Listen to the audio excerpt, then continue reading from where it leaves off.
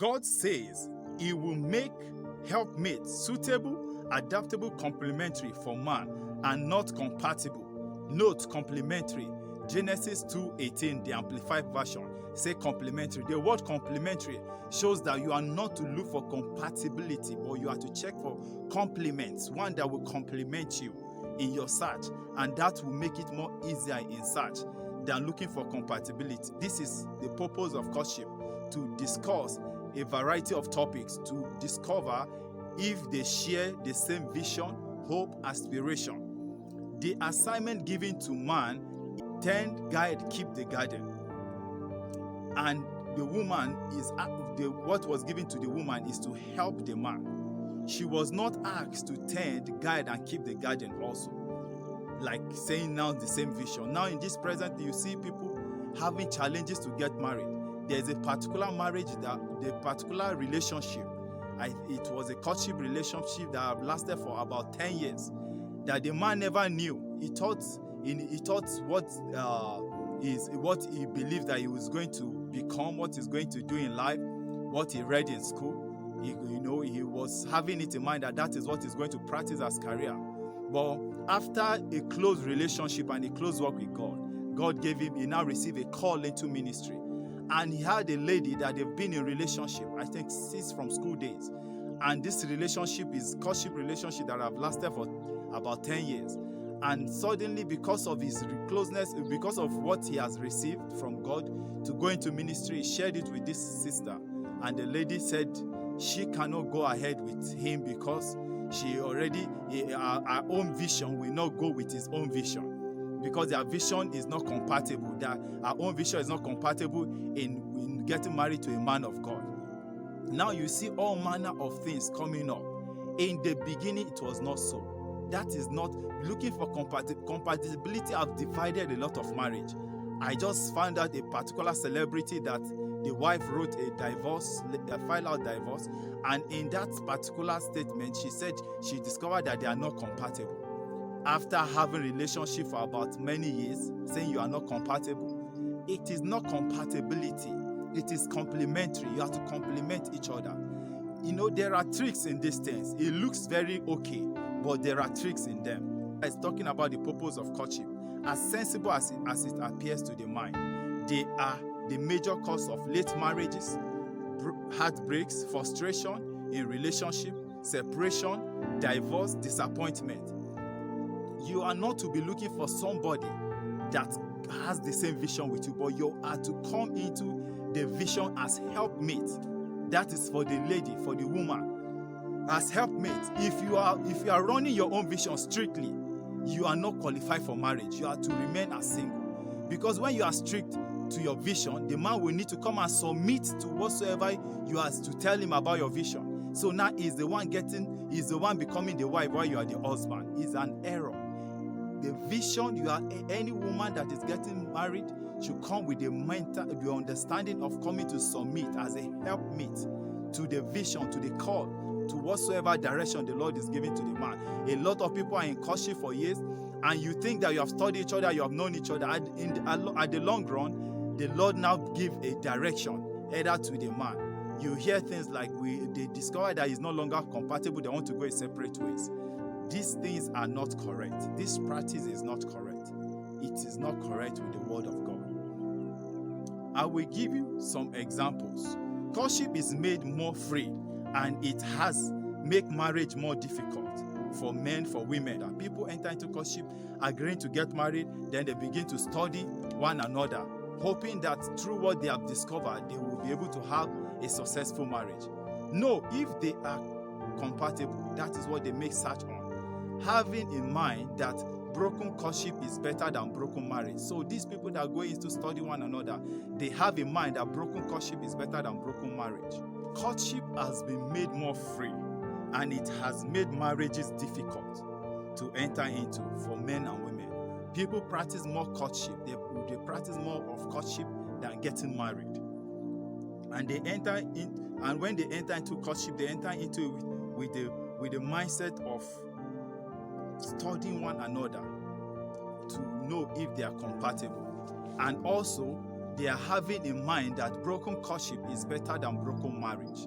And this brings some level of some fear in the relationship. It caused some level of fear. It introduced some level of fear in the relationship.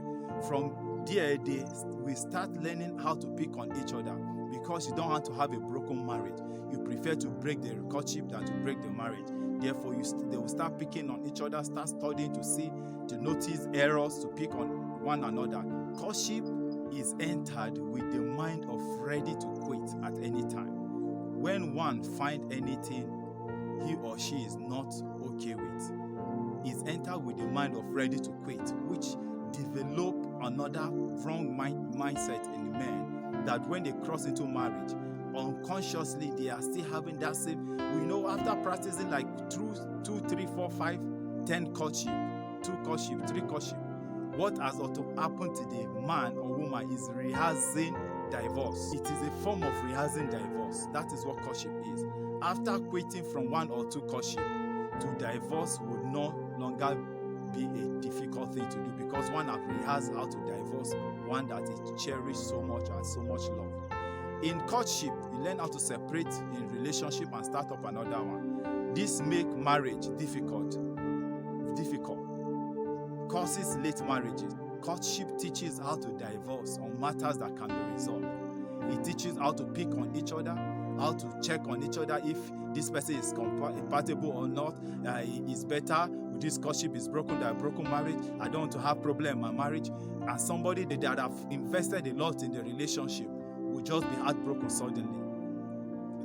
Courtship is more advantage. It has more advantage to men than women, because men can drop this lady, jump into another, drop it. At the end of the day, go and pick up a young lady and get married, while the woman will still be there hoping for somebody else to come. And if the man has wasted his years already, so many years in her life already, then it can lead to a more difficulty for her to get married. In courtship, you learn how to separate. The Bible says, the Bible did not teach us such kind of relationship. The biblical relationship teaches us on how to help one another. That is what the Bible teaches. In Ecclesiastes 4:9, it says 2 are better than 1, because they have good reward, more satisfying reward for their labor. For if they fall, the one will lift up his fellow. That is what biblical relationship teaches us, how to be keepers of the brethren, how to keep one another, how to help one another. But in courtship relationship, you are taught and they teach you how to separate when you are not okay with the way things are going, and it's not right. It builds a wrong mind in believers, that when they enter into marriage, it creates more challenge. Courtship teaches believers how not to endure in relationship. It makes endurance to look as if endurance is a sin. But I must let you understand something, that endurance is the fruit of the Spirit, and endurance is very important for any relationship to work. In this kingdom, we endure to enjoy. We endure to enjoy. Jesus endured the cross because of the glory that was set ahead. So you must learn how to endure in relationship, and that is not what courtship teaches. In fact, you hear things like you don't endure in marriage, so it's better before you get married, you check very well so that you not go and be enduring in the marriage. It now makes believers to look at endurance like a sin. But it's very important to know that anything that starts at the beginning of everything, there must be some level of endurance that must be introduced. For that thing to be sustained, for that thing to be kept, there must be endurance. Also in marriage relationship, there must be endurance. And courtship has removed endurance in the mind of believers. And that makes it to be very, very wrong practice. A lot of things about courtship that affects believers wrongly. And that's why we must pay attention to the truths. Ecclesiastes 4:9-10 teaches that when you are two in any relationship or marriage, you are to assist each other to succeed. In the places where courtship and dating is practiced more, is the places where there are more divorce cases, heartbreaks, single parenting, unwanted pregnancy, sexual abuse, cohabitation, backsliding from the faith. you know that even this leads to backsliding of the faith. Some people, because of the kind of heartbreak they've experienced, they don't even want to go to church again because of the person that break their heart. Maybe is a committed brother or a pastor that engaged them in courtship. People that have learned more on courtship rules, dating rules, and all these rules are the ones that have more difficulty in getting married as singles. And many that have also learned it and they've carried it even into their marriage, they are having challenges in their marriage. Why? Because the rules cannot style. They are not biblical rules. Most of the rules, they are tricky. They make sense, but they do not go with the word of God. They are not in line with the word. There are always contradiction with the rules and what the word of the Lord says. When courtship and dating have not been generally accepted like this, the divorce rate was low, very low. America, where they accept it, where courtship is more practiced, is the place where they have more higher rate of divorce. And gradually, as churches in Nigeria start copying the style of their relationship, the style of the dating marital relationship from how we see it there, the same kind of divorce rate that is happening there, Nigerians also start having rise of divorce rate, and it's spreading even across other religion, because as long as it's making sense to the natural man, men are running after the knowledge, and as they are accepting the knowledge, is affecting the way the relationship and marriage is. The courtship rules is taking away endurance from relationship, from marriage, which is not supposed to be so. Dating and courtship is more accepted, has higher rate of all hues. During courtship, the temptation for fornication is very high during courtship, and unbelievers take advantage of it. So many people deceive believers, they deceive sisters that they will get married to them, enter into relationship because of the agreement, because of the acceptance, and because they believe that they are getting married. Somehow their defense becomes weak, and in the course of defense becoming weak, the men start penetrating through buying of gifts and doing some things. Before you know, they'll penetrate, and from there they assess the lady in taking her into fornication. And from there, that's why you see today a lot of singles, from one relationship to another, you always see sex, even in the church. And that is very wrong. Dating has brought this into play. Courtship has brought this into play. Remember, I said dating and courtship was originated by unbeliever, and it started in 1708. Imagine, since that age, it has been building more challenges upon challenges.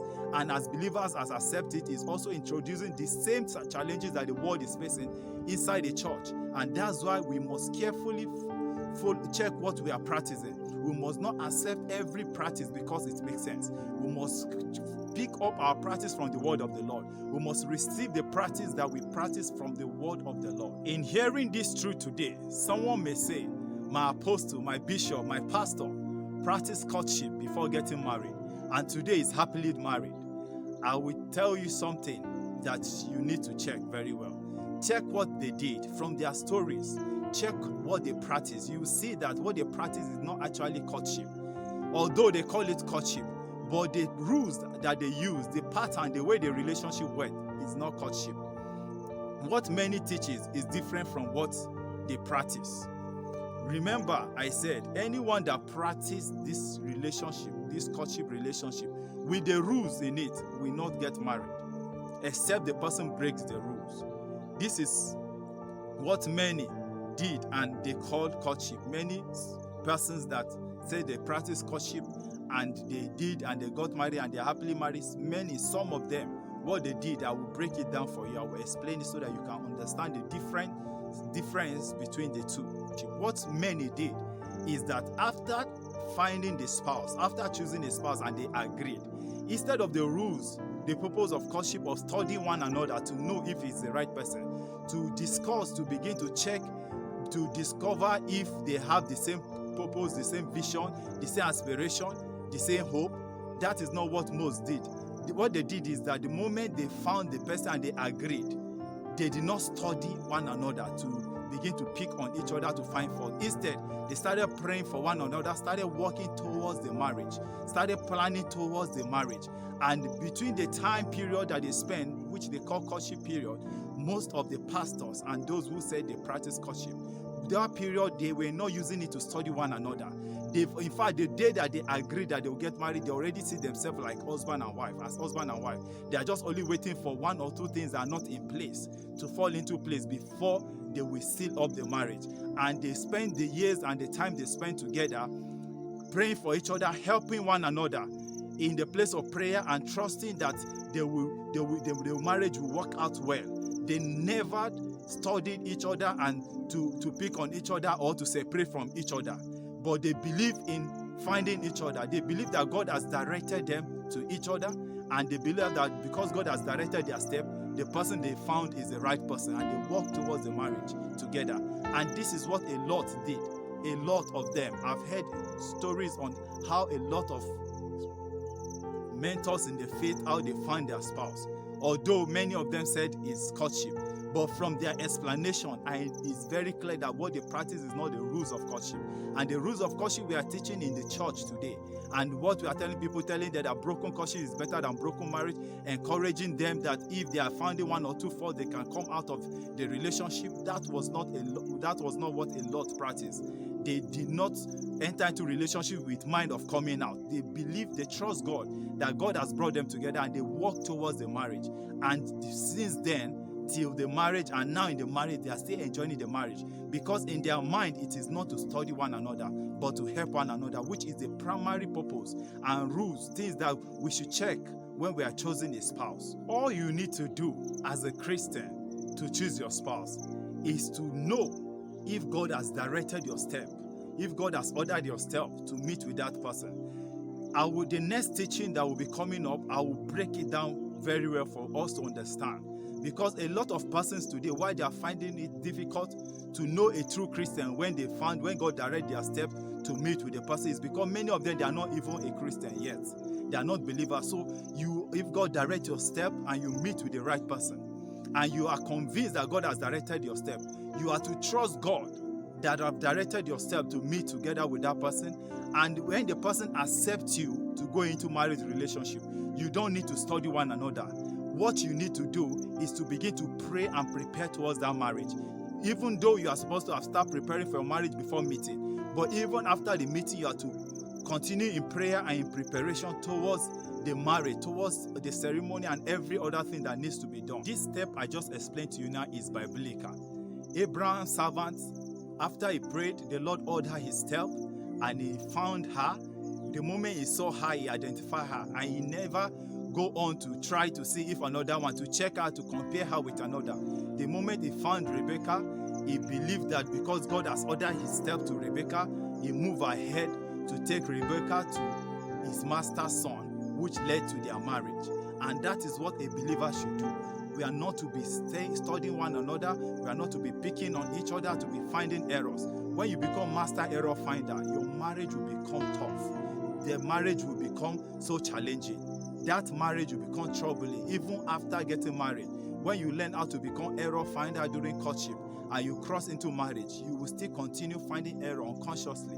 Instead of praying for your spouse to become a better person, you will be picking on your spouse. And that is what led to many divorces, and that is what is still leading to a lot of divorce. When the Lord has directed your step, go ahead and marry. When you are sure that the Lord has directed your step and you have agreed, there have been acceptance of each other, go ahead and marry without any further delay. That delay is not of God.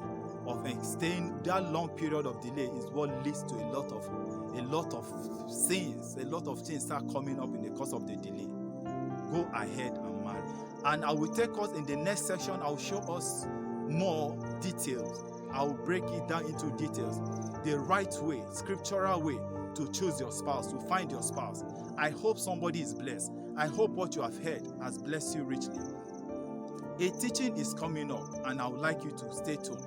Connect to the next episode, and your life will never remain the same. May the Lord help you in the name of Jesus. See you at the topmost top.